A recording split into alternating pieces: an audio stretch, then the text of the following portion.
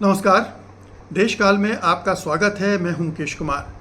दोस्तों, ऐसा लगता है कि राष्ट्रीय स्वयंसेवक संघ के सुप्रीमो मोहन भागवत हाथ धोकर प्रधानमंत्री नरेंद्र मोदी के पीछे पड़ गए। एक के बाद एक वो ऐसे बयान दिए जा रहे हैं जो सीधे जाकर प्रधानमंत्री मोदी पर प्रहार करते हैं। अब उन्होंने कह दिया है कि आप खुद को भगवान घोषित मत कीजिए, ये काम जनता पर छोड़ दीजिए। जनता तय करेगी कि कौन भगवान है और कौन भगवान नहीं है।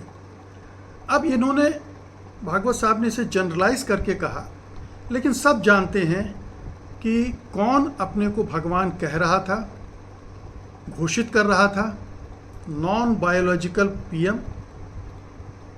ये चुनाव के दौरान इंटरव्यू में उन्होंने कहा था, प्रधानमंत्री मोदी ने उनको टारगेट किया।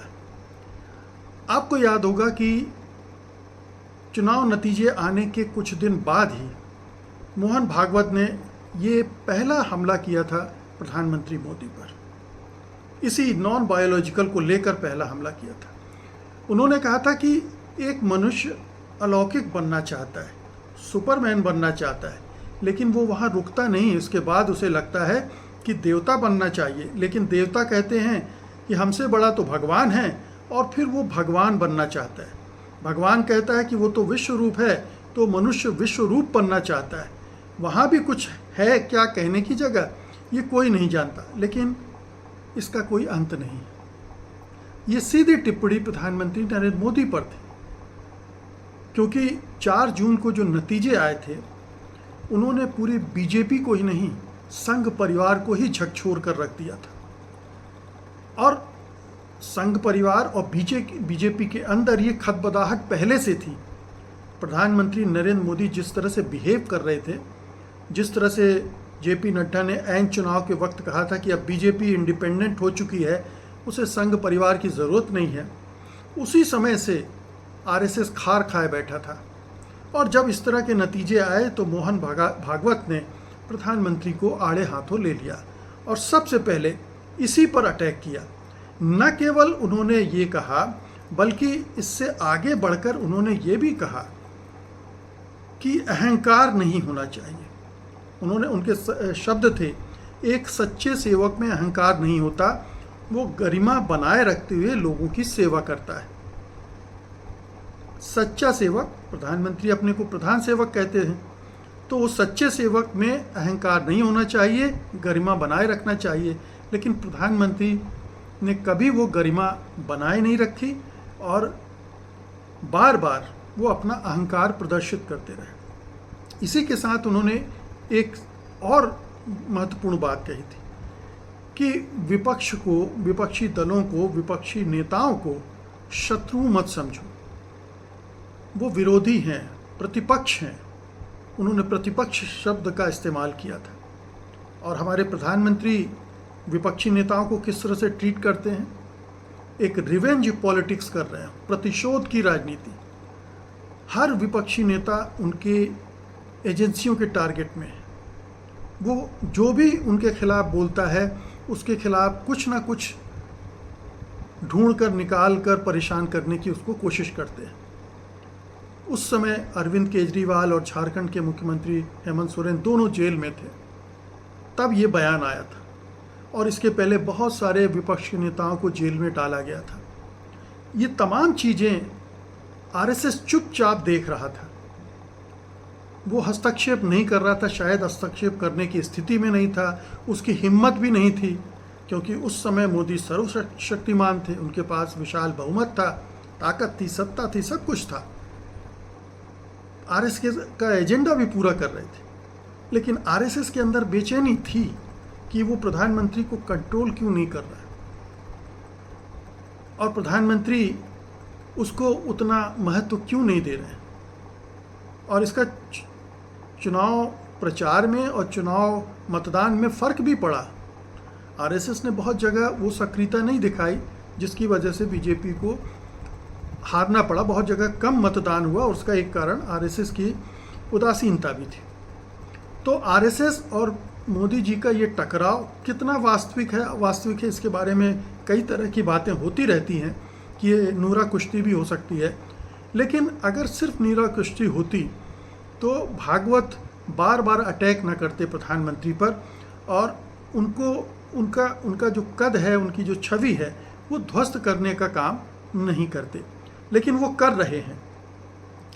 अब उन्होंने एक और चीज़ कही थी कि हमारी परंपरा सहमति बनाने की है, इसलिए संसद में 2 पक्ष हैं ताकि किसी भी मुद्दे पर विचार किया जा सके। लेकिन हमारी संस्कृति की गरिमा, हमारे मूल्यों को बनाए रखना चाहिए था।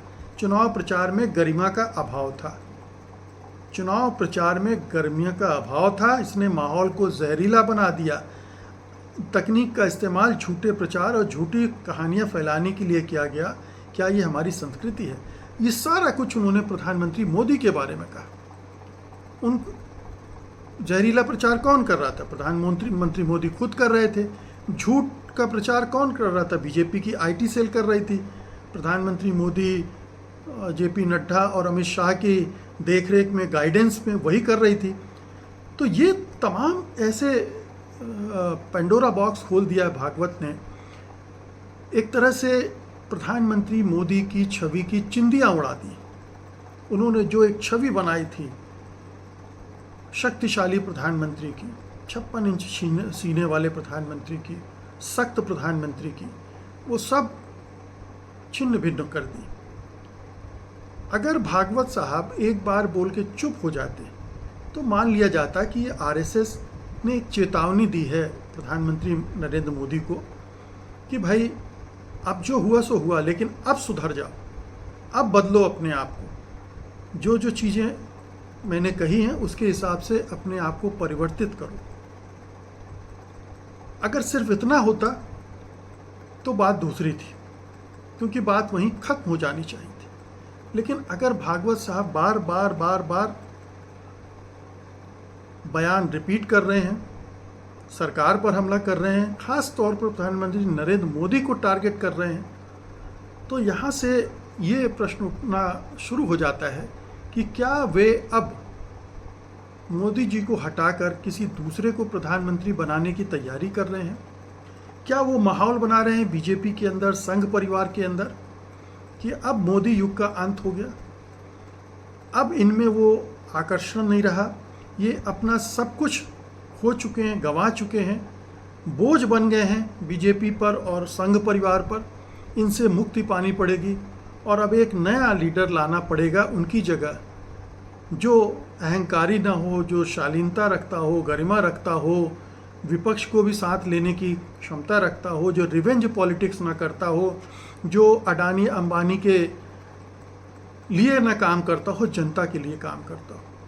क्या ये एक सोच RSS के अंदर चल रहा है? अगर बीजेपी का पतन दिख रहा है, अभी 4 राज्यों में चुनाव हो रहे हैं, अगर इनमें भी पतन होता है तो निश्चित रूप से RSS इस चिंतन को लेकर आगे बढ़ रहा होगा और बढ़ेगा, और प्रधानमंत्री मोदी के लिए और भी कठिनाइयां खड़ी करेगा।